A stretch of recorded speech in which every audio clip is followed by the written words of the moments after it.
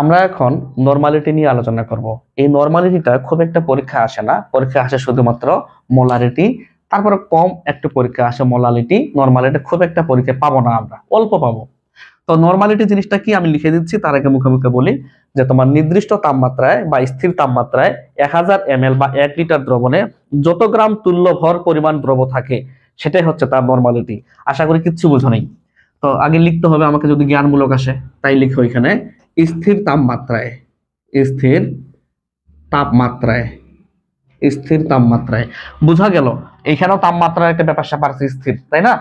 আর মোলারিটির ক্ষেত্রে স্থির তাপমাত্রা বলছিলাম, তবে মোলারিটির ক্ষেত্রে বলি নাই কিন্তু, তাই না? স্থির তাপমাত্রায় 1000 ml, 1000 ml বা 1 লিটার দ্রবণে, 1 লিটার দ্রবণে যত গ্রাম, যত গ্রাম তুল্য ভর থাকে, যত গ্রাম তুল্য ভর থাকে তাকে নরমালিটি বলে, নরমালিটি বলে। আশা করি আমরা কিচ্ছু বুঝিনি। আসলে একটা উদাহরণ দিলে বিষয়টা ক্লিয়ার হবে। ফিক্সড টেম্পারেচারে 1 লিটার দ্রবণে, যার নাম 1 লিটার তার নামই কিন্তু 1000 ml। তাহলে ফিক্সড টেম্পারেচারে 1 লিটার দ্রবণে 1 গ্রাম তুল্য ভর থাকলে নরমালিটি হবে, নরমালিটি হবে 1 নরমাল, 1 বড় হাতের এন দিতে হবে। যদি ফিক্সড টেম্পারেচারে এবং 1 লিটার দ্রবণে আমার 2 গ্রাম তুল্য ভর থাকে, তাহলে নরমালিটি হবে 2 নরমাল। আশা করি বুঝতে পারছো বোধহয়, কথাগুলো বুঝতে পারছো আমার কথাগুলো? তো এইভাবে এটা কিন্তু কাউন্ট করতে হয়। তো তুল্য ভর আমরা মোটামুটি জেনে আসছি। তুল্য ভরকে কি দ্বারা প্রকাশ করে? ইকুইভ্যালেন্ট মাস দ্বারা প্রকাশ করে। আমরা প্রথম বা দ্বিতীয় ক্লাস এগুলো নিয়ে আলোচনা করছি। এবং তুল্য ভর কি জিনিসটা কি? আণবিক ভর বা পারমাণবিক ভর ইকুয়াল বাই তুল্য সংখ্যা। প্রথম ক্লাসে এই কথাটা বলা ছিল, তো এখানে তো আমি বিস্তারিত বলবো না। তো আপাতত আমি এইটুকু মাথায় রাখবা যে জ্ঞানমূলকের জন্য যে নরমালিটি সংজ্ঞা হচ্ছে এরকম, স্থির তাপমাত্রা অবশ্যই মাথায় রাখতে হবে। তবে নরমালিটি আর মোলারিটির মধ্যে একটা কিন্তু সম্পর্ক আছে, সেই সম্পর্কটা একটু আগে দেখাই, খুবই কাজে লাগে, মানে এমসিকিউ তে কাজে লাগতে পারে এটা। নরমালিটি আর মোলারিটির মধ্যে সম্পর্ক মিশিয়ে দিচ্ছে এটা। তাহলে হেডলাইনটা হবে নরমালিটি ও মোলারিটির মধ্যে সম্পর্ক।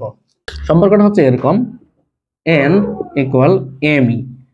তাহলে এন দ্বারা বুঝাচ্ছি নরমালিটি, আর এম দ্বারা বুঝাচ্ছি আমি মোলারিটি, মোলারিটি বুঝাচ্ছি। তবে কখনো কখনো এম এর জায়গায় এস ও থাকতে পারে, সেটা কিন্তু তোমাকে মেনে নিতে হবে। কথা কি বুঝতে পারছো? আবারও বলতেছি, কখনো কখনো এম এর জায়গায় এস ও থাকতে পারে। আমি একটু লিখে দিই, কখনো কখনো, কখনো কখনো এম এর স্থলে, মানে এম এর জায়গায় এস থাকতে পারে, থাকতে পারে। সেম মিনিং হবে, তখন সেম অর্থ হবে, অর্থ হবে, মানে ওটা দ্বারা আমি মোলারিটি বুঝাবো। ঠিক আছে কি? তো আমরা আসলে একটা উদাহরণ দিলে বুঝতে পারবো। তার আগে একটা কথা বলে নিই, যে নরমালিটি যদি একটা সহজ বা শর্টকাট সংজ্ঞা দিতে চাই, তাহলে আমরা বলবো যে স্যার, আমরা যদি মোলারিটির সাথে তুল্য সংখ্যা গুণ করি, ই মানে তুল্য সংখ্যা বোঝাচ্ছি। আচ্ছা, ই মানে বুঝো নাই না? ই মানে কি বোঝাচ্ছি? তুল্য সংখ্যা, যেটা প্রথম ক্লাসে আলোচনা করছিলাম, মনে আছে? হ্যাঁ, তুল্য সংখ্যা প্রথম ক্লাসে আলোচনা করছিলাম, এটা নিয়ে কথা বলবো না এখানে।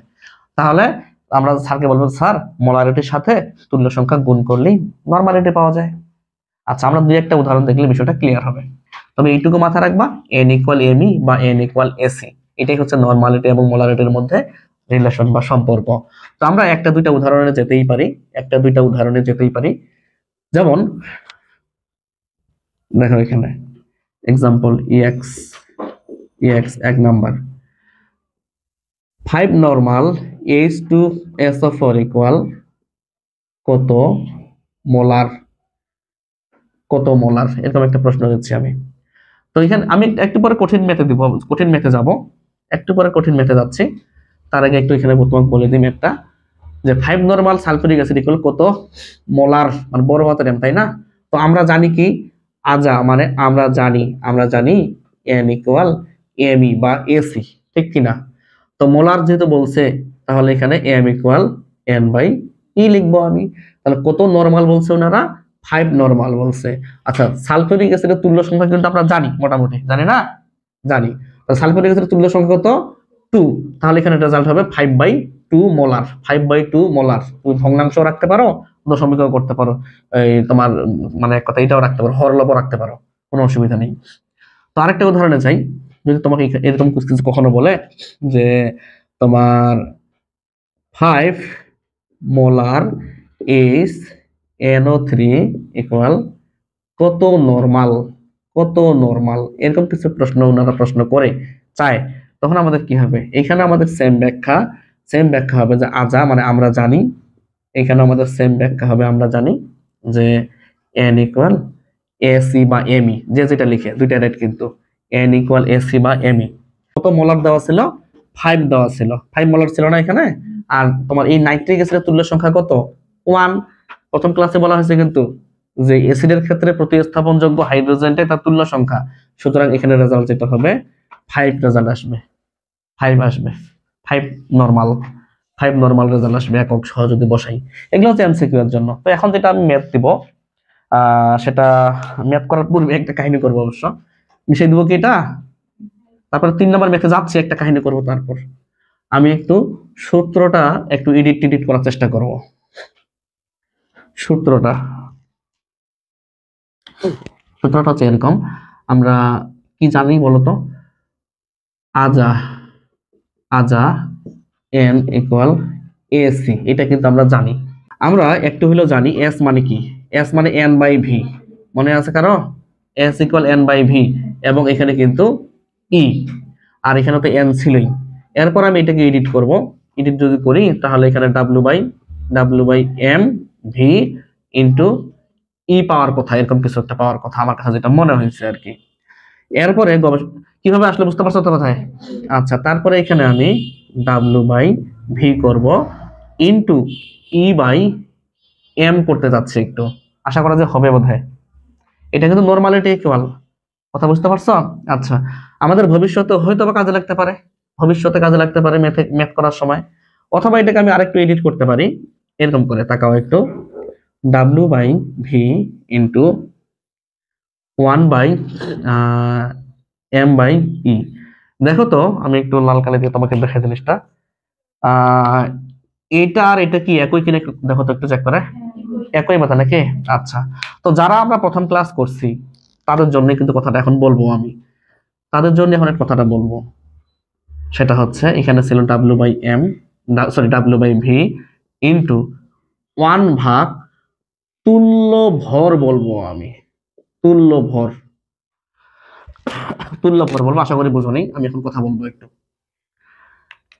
আণবিক ভর ভাগ তুল্য সংখ্যা, কথা বুঝতে পারছো? তাহলে আমাদের এই সূত্রটা ভবিষ্যতে কাজে লাগতে পারে, এই সূত্রটা ভবিষ্যতে কাজে লাগতে পারে। তো ডাব্লিউ মানে গ্রামে প্রকাশিত ভর, ভিতরটা আয়তন জিনিস আমরা জানি। তবে যতটুকু আমরা বুঝলাম যে নরমালিটির ক্ষেত্রে একটা আয়তনের ব্যাপার স্যাপার কিন্তু আছে না? নরমালিটির ক্ষেত্রে আয়তনের ব্যাপার স্যাপার আছে, তারপরে মোলারিটির ক্ষেত্রে একটা আয়তনের ব্যাপার স্যাপার ছিল। আর মোলারিটি যেটা আমরা পড়ছিলাম সেটা হচ্ছে মল পার কেজি ছিল, অর্থাৎ 1 কেজিতে যত মল থাকবে, সেখানে কিন্তু ভি এর ব্যাপার স্যাপার খুব একটা সরাসরি ছিল না, ছিল কি না? এই কারণে তো আমরা বলছিলাম যে মোলারিটি এবং নরমালিটি তাপমাত্রার উপর নির্ভরশীল, কিন্তু মোলারিটি তাপমাত্রার উপর নির্ভরশীল নয়। তো যাচ্ছি ওগুলা বিষয়ে, আমরা আপাতত সূত্রটা তুমি লিখে রাখো যে ফর ম্যাথের জন্য কাজে লাগতে পারে, এটা ভবিষ্যতে খুব একটা আসে না, কিন্তু বলা যায় কখন কি হয়, ফর ম্যাথের জন্য কাজে লাগতে পারে এই সূত্রগুলো। তাহলে আমাদের 3 নম্বর যে কোশ্চেনটা হবে এখন এরকম, যে 100 ml সালফিউরিক অ্যাসিড দ্রবণের ঘনমাত্রা ওনারা 0.1 মোলার দিছে, উক্ত দ্রবণে সালফিউরিক অ্যাসিডের ভর ও অণুর সংখ্যা কি বলছে? তাহলে এটা অণুর ভর বলছে, অণুর ভর মানে কি? ডাব্লিউ বের করতে হবে। তাহলে এখানে তোমার যেটা আমরা জানি যেটা, সেটা হচ্ছে তোমার 1000 ডাব্লিউ ইকুয়াল SMV বলে নাকি? তো ভর মানে ডাব্লিউ বের করতে হবে, তো ডাব্লিউ ইকুয়াল SMV ভাগ 1000। তো এস মানে দেখতেই পাচ্ছি 0.1 মোলার, এম মানে আণবিক ভর 98 সালফিউরিক অ্যাসিডের, তারপরে ভি হচ্ছে তোমার কত? 100, আর এখানে বোধহয় 1000, মানে রেজাল্ট কত আসতেছে? 0.98 গ্রাম আসবে। এখন অণুর সংখ্যা যেহেতু বলছে, তাহলে আমরা এখন জানি W/m = X/Na। কথা কি বুঝতে পারো নাই?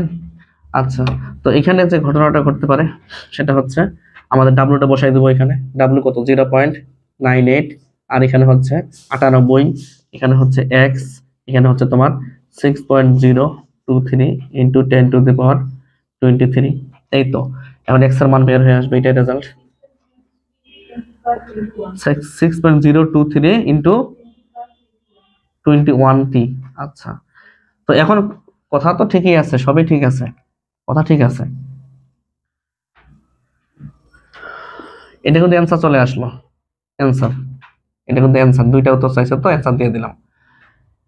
যদি 0.1 মোলার এর স্থলে 0.1 নরমাল থাকতো, তাহলে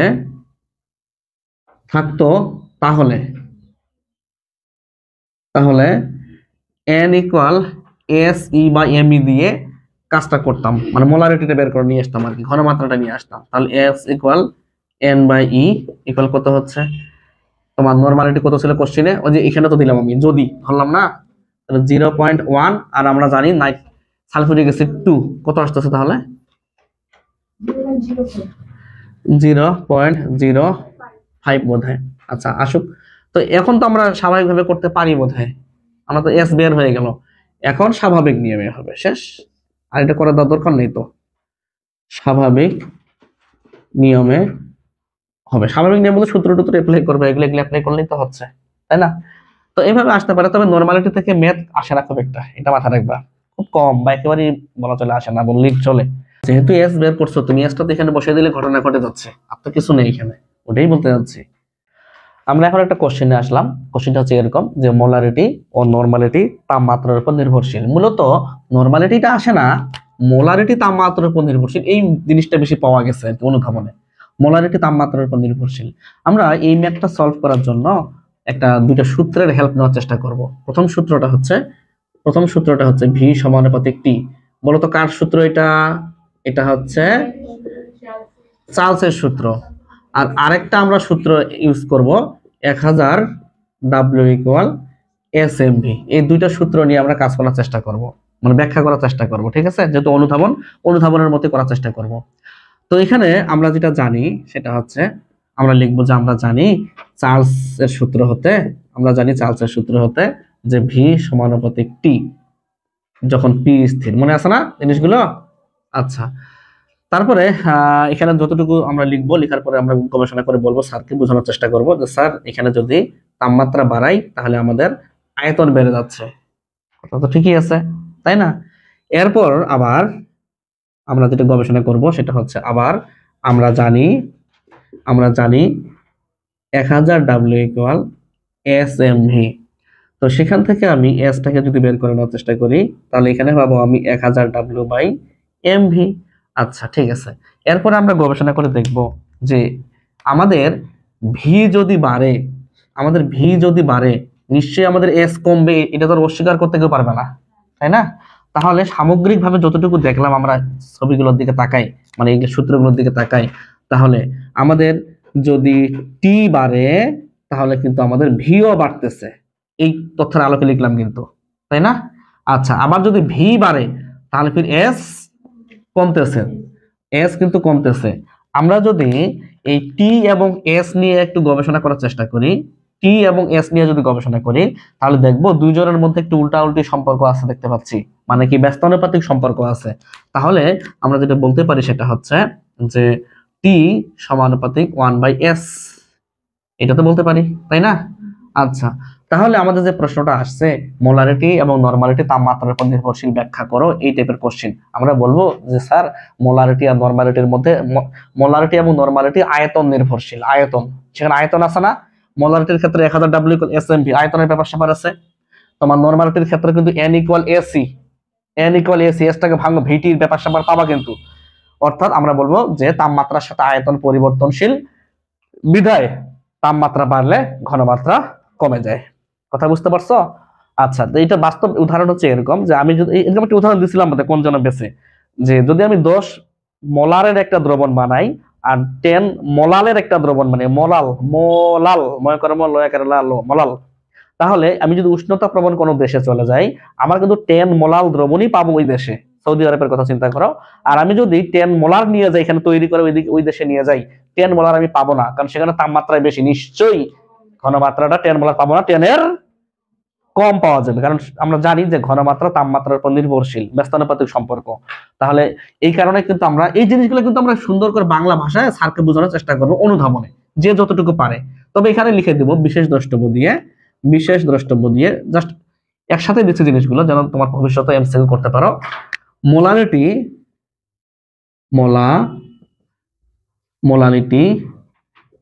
মোলালিটি কিন্তু টি এর উপর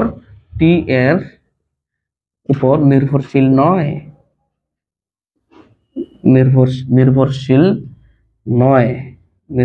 নয়। আচ্ছা, আরেকটা কথা মাথায় রাখতে হবে, কারণ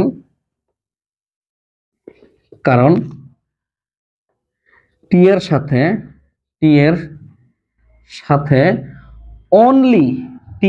অনলি ভি চেঞ্জ হয়, এর কথা ঠিক আছে না? তাহলে CHANGE চেঞ্জ, টি এর সাথে অনলি ভি চেঞ্জ হয়, কিন্তু ভর বা ভর চেঞ্জ হয় না।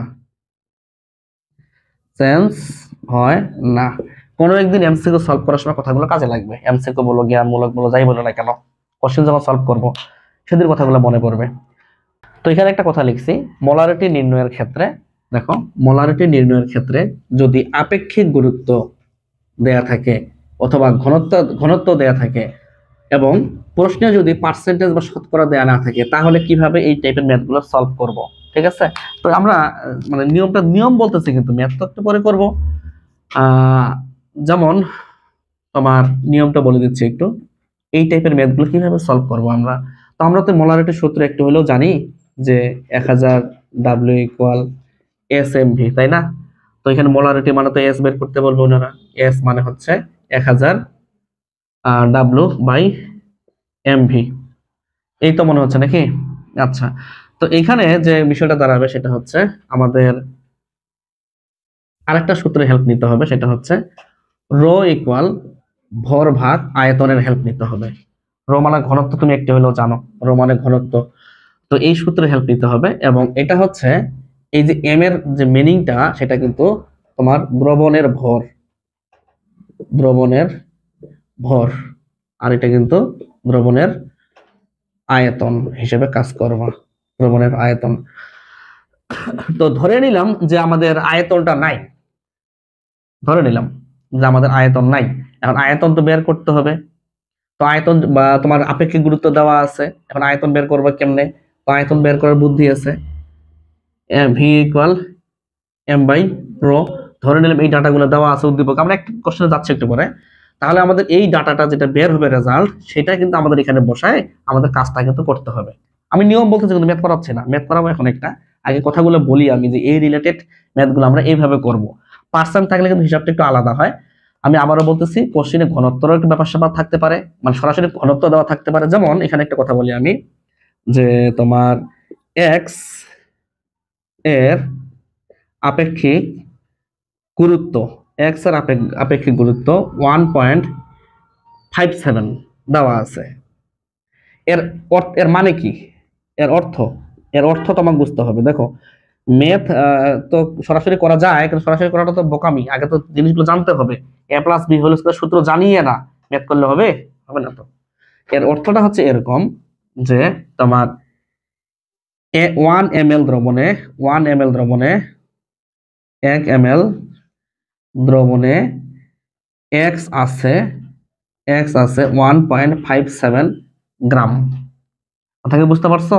অনুরূপ ভাবে যদি কখনো এরকম থাকে যে এক্স এর ঘনত্ব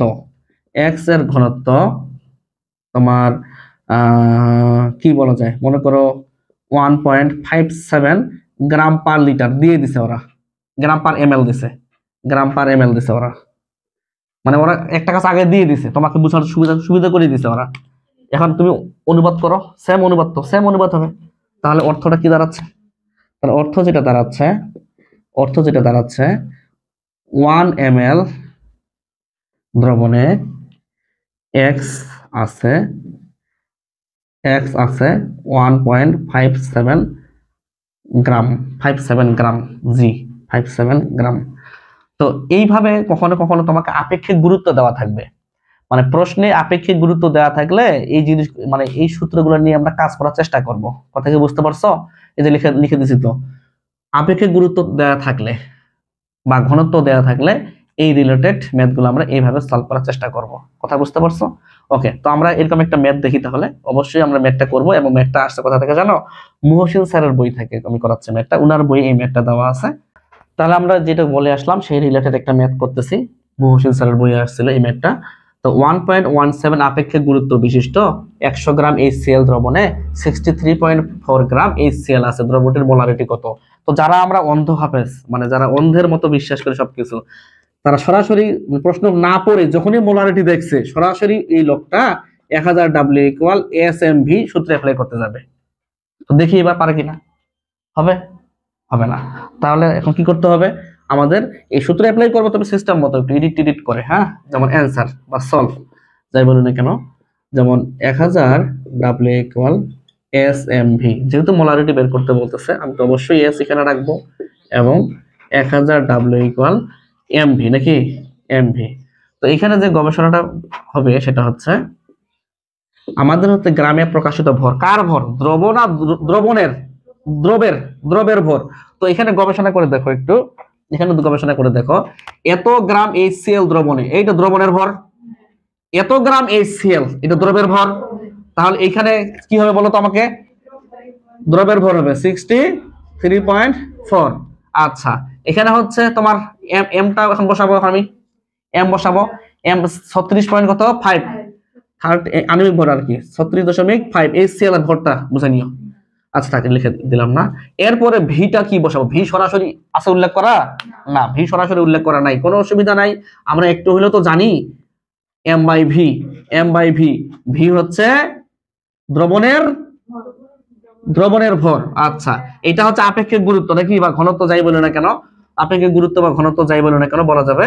তো এখান থেকে আমরা ভিটাকে বের করে নেব, যেহেতু আমাদের ভি এর প্রয়োজন আছে একটা, তাহলে ভি যদি বের করে নেই তাহলে এম বাই রো পাচ্ছি, এম তোমার কি হচ্ছে তাহলে 100, আর ঘনত্ব আপেক্ষিক গুরুত্ব কত ছিল? 1.17। চাপাত কত আসে?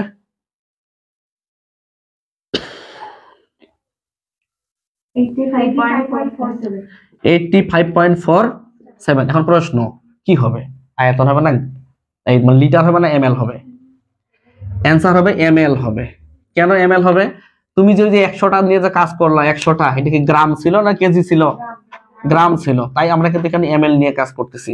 এখন এই আয়তনটাকে আমি কাজে লাগাবো, এখানে আয়তনটাকে এখানে কাজে লাগাবো, বলো একটু কত আসতে পারে? 20.32 এবং এখানে বড় হাতের এম দিব অথবা মল পার লিটার লিখবো, এটা হচ্ছে উত্তর। তো এই রিলেটেড কিছু কোশ্চেন তোমাকে জর্জরিত করবে পরীক্ষার সেন্টারে। কথা বুঝতে পারছো? তো এই হচ্ছে মোটামুটি বিষয়। তো এরকম আরো কিছু ম্যাথ আছে, অবশ্যই করবো পরে। তো আগে আমাদের টপিক তো আলোচনা করতে হবে, আমরা কিন্তু টপিকের মধ্যে আছি, আমরা কিন্তু কোশ্চেন প্র্যাকটিসে নাই, এটা মাথায় রাখবা। যখন কোশ্চেন প্র্যাকটিস হবে তখন তো হবেই, এখন প্রয়োজন হচ্ছে বিধায় একটা দুইটা করে করতে হচ্ছে।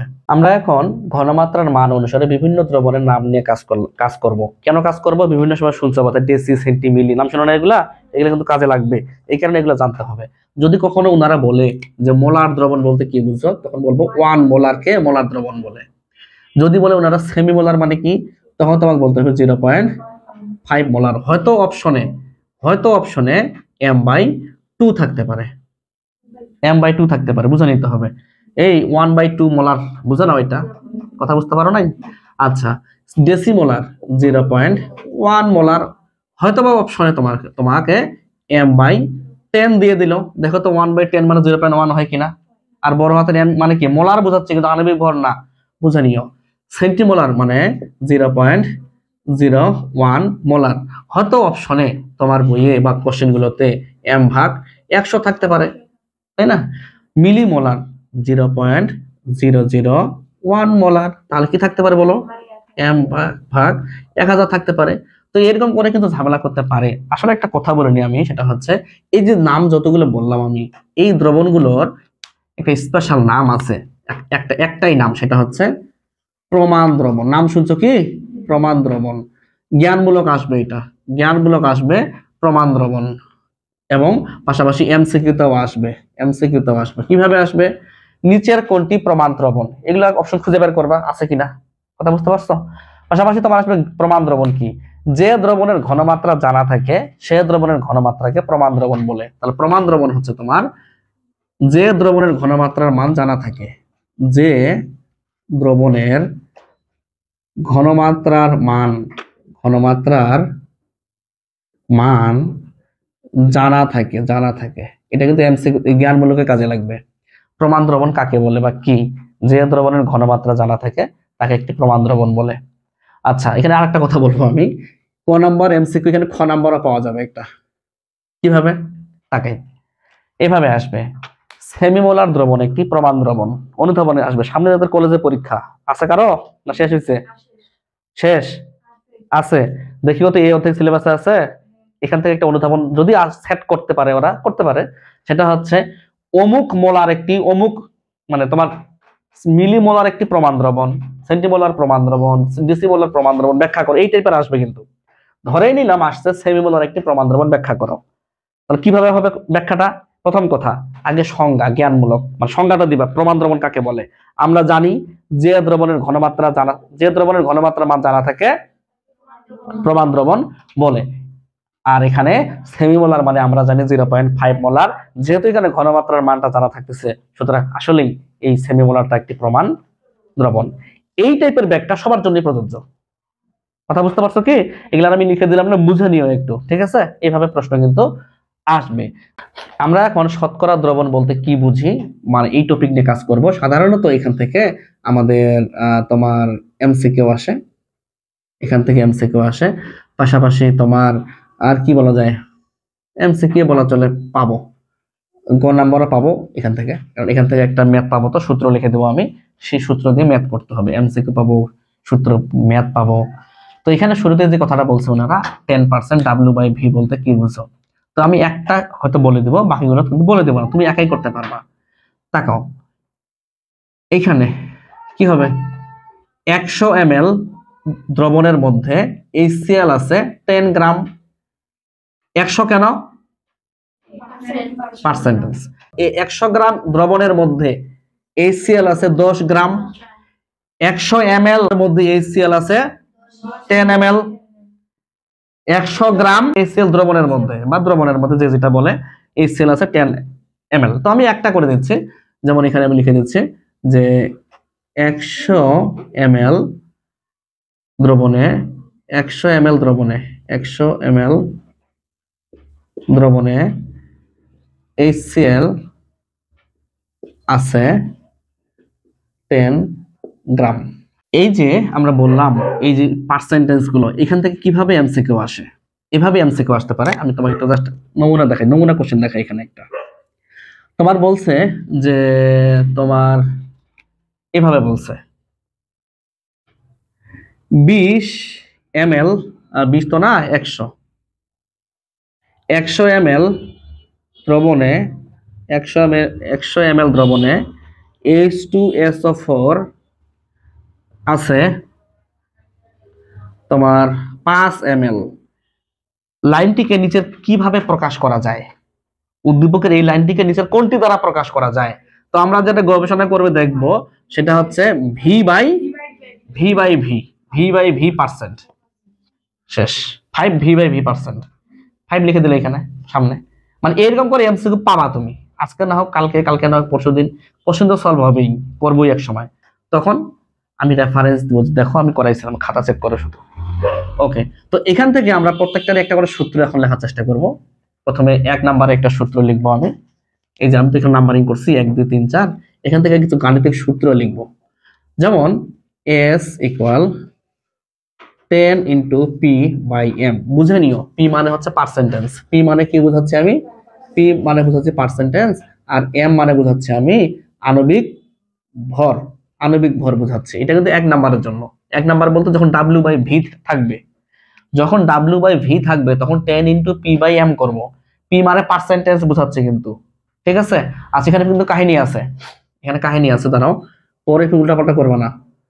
সেটা হচ্ছে পার্সেন্ট মানকে নিতে হবে, মানকে নিতে হবে, এটা আবার কেমন কথা? জি, তোমাকে যদি বলো 10%, তুমি এটাকে ভাঙবা তারপরে মান বসাবা, এখানে বিষয়টা এমন না, ওই মানটা সবই বসাইতে হবে, 5% 5টাই বসাইতে হবে, কথা বুঝতে পারো নাই? আচ্ছা এই কারণে বললাম পার্সেন্টের মানকে বসাইতে হবে। যাও 2 নাম্বার যেটা বলবো আমি সেটা হচ্ছে S = 10 × P × ρ/m। P আর M এর পরিচয় তো জানি তাই না? এখন এই রো এর পরিচয়টা আবার কি? এই রো দ্বারা যেটা বোঝাচ্ছি আমি একটু অন্য কালার দিয়ে দেখাই। এই রো দ্বারা যেটা বোঝাচ্ছে সেটা হচ্ছে, এখানে W লিখছি না, এখানে দ্রবণের ঘনত্ব, দ্রবণের ঘনত্ব বোঝাচ্ছি। তাহলে যখন W/W এর কোশ্চেন দেওয়া থাকবে তখন আমরা খুঁজে বের করব দ্রবণের নিশ্চয়ই ঘনত্ব দেওয়া থাকবে। আচ্ছা এরপরে 3 নম্বরে চলে আসি। 3 নাম্বার, এখানে V/V বলছে, এখানে আমরা সেম সূত্র অ্যাপ্লাই করব, S = 10 × P/M, এবং এখানে আরেকটা জিনিস লিখবো রো, এটাও রো, ওইটাও রো, এটাও রো। তাহলে এটা কি? এই রো দ্বারা ফির বোঝাচ্ছে কি? এই রো দ্বারা বোঝাচ্ছে আমি দ্রবের ঘনত্ব, দ্রবের ঘনত্ব। আমি জানি একটু উল্টাপাল্টা হচ্ছে, আমি একটা টেকনিক দিব যেন উল্টাপাল্টা না হয়, কখন দ্রব কখন দ্রবণ আছে না লেখা, এই উল্টাপাল্টা হবে না আশা করা যায়, আমি একটু পরে বলতেছি, দাঁড়াও ধৈর্য ধরতে হবে। 3 4, আমি যদি এখানে এই সূত্রটার জন্য কাজ করি, তোমার V/W মানে এই যে এক নাম্বারের উল্টোটা, কিন্তু দেখো আগে ছিল কি W/V, এখন কি উল্টো হয়ে গেছে না? যখন উল্টো ঘটনা ঘটবে তখন 10 × P তো বসাবোই, পাশাপাশি এখানে রো × ρ' বসাবো, মানে দুইটা রো বসাবো, এখানে দুইটা রো বসাবো। এখন এই দুইটা রো এর অবশ্যই মিনিং আছে, এই দুইটা রো এর মিনিং হচ্ছে ওগুলি, একটা দ্রবের ঘনত্ব, একটা দ্রবণের ঘনত্ব। তাহলে এইটা যদি আমি ধরি দ্রবের ঘনত্ব, তাহলে এইটাকে ধরবো আমি দ্রবণের ঘনত্ব, যে কোনো একটাকে আগে ধরতে পারো, সমস্যা নেই, দ্রবণের ঘনত্ব। কথা কি বুঝতে পারছো আমরা কি বুঝাচ্ছি আমি? আচ্ছা তো এখানে আমাদের 1 নাম্বারটা অবশ্যই বেশি আসবে পরীক্ষায়, 1 নাম্বারটাই বেশি আসে। তারপরে তোমার 1 নাম্বারটা বেশি আসে, মেইন কথা হচ্ছে এটা আসে না হবে। তাহলে এখানে VBI নিয়ে না দিয়ে আমি যদি এখানে 3 স্টার দেই, 3 স্টার দেই, তাহলে এখানে দিব আমি 2 স্টার, 2 স্টার, এখানে দিব আমি 2 স্টার, আর এটা দিব আমি একটা স্টার। তাতে আমি বুঝতে পারছি আসলে ইম্পর্টেন্ট কোনটা, কথা বুঝতে পারছো কি? আচ্ছা তো এখানে আরেকটা কথা বলবো আমি, বিদ্রোহ বিশেষ দ্রষ্টব্য। কখনো কখনো তোমার জীবনে এরকম কিছু সিচুয়েশন আসবে, তোমার জীবনে কখনো কখনো এরকম সিচুয়েশন আসবে, প্রশ্নে একটাও দেওয়া থাকবে না, অর্থাৎ প্রশ্নে W/V অবলিক ভি, এই W/W oblique V/V oblique V/W একটাও দেওয়া না থাকলে, একটাও দেয়া না থাকলে W/V মনে করেই কাজ করব, মনে করে কাজ করব। আশা করি বুঝো নাই, কাজ করব, বুঝো নাই তাই না? যেমন এখানে একটা কোশ্চেন তোমাকে এক্সাম্পল দিই আমি, EX এক্সাম্পল, তোমার এখানে এরকম করে বলছে একটা এক্সাম্পল, 10% Na2CO3 এর ঘনমাত্রা মোলারিটিতে কত, মোলারিটিতে কত? সোডিয়াম 10% সোডিয়াম কার্বনেটের ঘনমাত্রা মোলারিটিতে কত?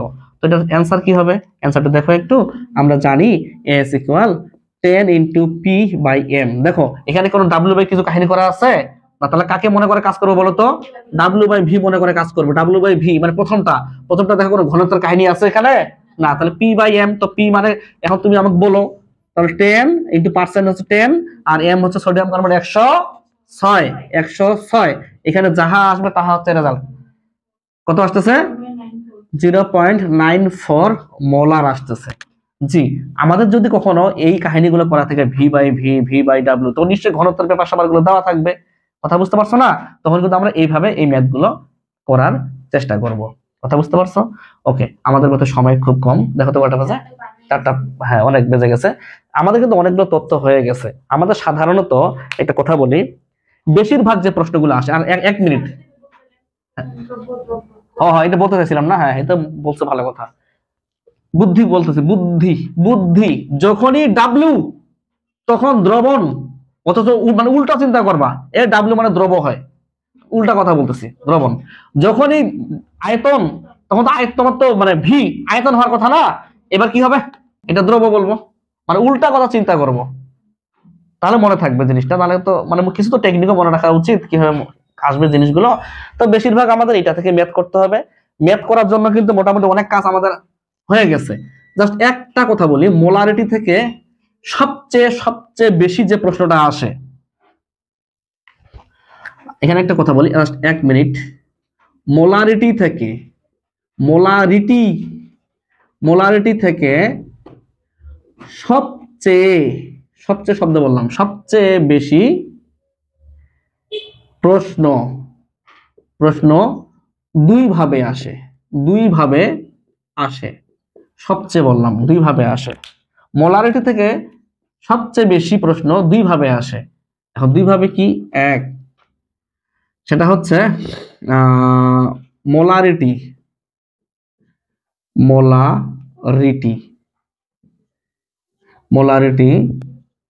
থেকে পার্সেন্টেজ বের করতে বলবে। 2 নাম্বার, পার্সেন্টেজ থেকে মোলারিটি বের করতে বলবে।